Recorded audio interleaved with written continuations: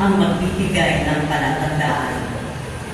Maglilihi ang isang dalaga at manganganak ng lalaki at ito'y tatawagin Emmanuel.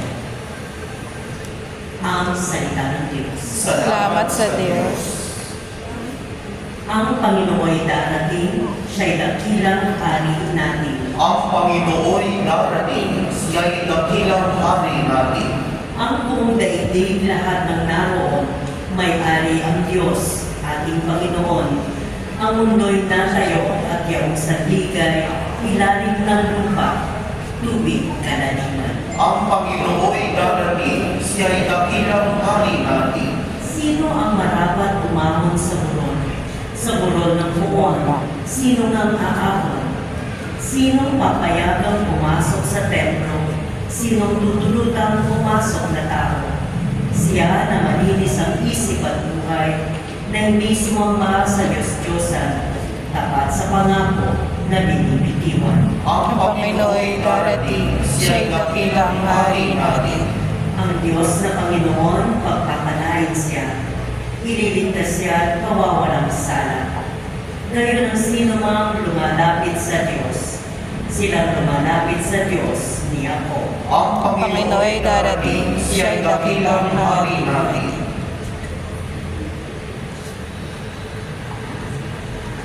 Lalo na po, buksan ninyo ang inyong Old Testament. Mapapansin po ninyo sa Old Testament na marami sa mga pangalan ng characters doon ay nagtatapos ang pangalan nila sa syllable na L. L. Ngayon, kapag nakita niyo po sa Bible na ang isang pangalan nagtatapos sa L, isa lang po ang ibig sabihin nun. Yung pangalan na yun may kinalaman sa Diyos. Uulitin ko po, kapag nakakita po kayo ng pangalan sa Old Testament na nagtatapos sa L, may kinalaman po yung pangalan yun sa Diyos. Bakit po? Ang ibig sabihin po kasi ng syllable na L ay God. Ito po ay Diyos. Halimbawa po, example. First word, tignan niyo po sa ating screen. Pakibasa po. Israel. Marami po sa atin na alam ang Israel, pangalan lang ng isang nation, correct? Pero po, may ibig sabihin ng Israel. Sakit nun eh. Iwalay ako na lang ng paligid para magsama na sila nung nakabuntis sa kanya. Pero sa kwento ko, iniwan ba siya ni Jose? Anong pinakita sa atin ni Jose? Kahit masakit, kaya kong manatili. Hindi ibig sabihin na ikay sinaktan, pwede mo nang iwan. Anong pinakita sa atin, Jose? Kaya mong gawin ang imposible para sa aking minamahal. Kaya mong gawin ang mahirap para sa aking iniibig. Kaya nung ginawa niya yung imposible, yung pwede niyang iwanan pero nanatili, imposible yun. Sinaktan ka pero nanatili ka pa rin. Imposible yun, ang hirap nun. Ano naging reward sa kanya ng Panginoon? Number 1, sino ng pangalan sa Panginoon natin? Who gave the name to Jesus? Si Jose. Nakalagay po dito, anong sabi ng anghel kay Jose? Jose, anak ni David, manganganak si Maria ng isang lalaki at ito'y pangangalanan mo, Jesus. Sino ng pangalan sa ating Panginoon? Si Jose.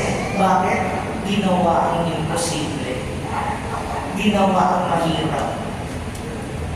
Kaya reward sa kanya, ikaw ang magpapangalan sa Diyos. Ano pa?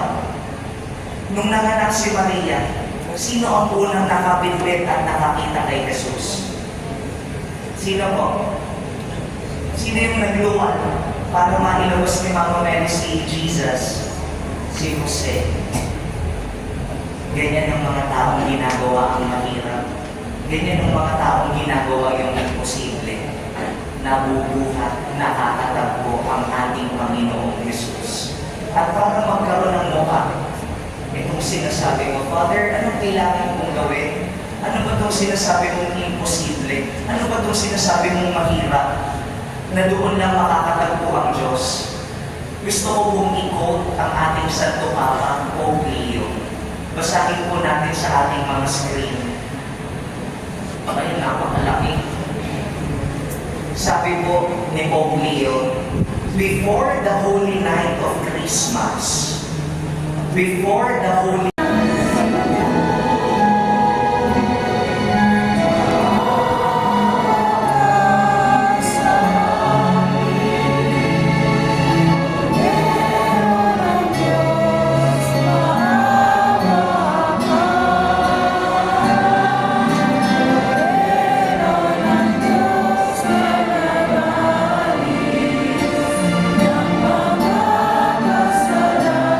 mahal, amin ang pinagsaluhan ang tingin na nagbibigay buhay. Habang papalapit ang dakilang kapistahan ng Pasko, lalo nawa kaming makinabang ng may pananamig sa pagiging marapat sa December 24 ng gabi, i-divide po natin ng 1,500. Nang sa gayon, pakilagay po dun sa slide ng families. Nang sa gayon po, itong 133 families, madagdagan ng madagdagan. Can you recall ilan lang yung target natin nung una?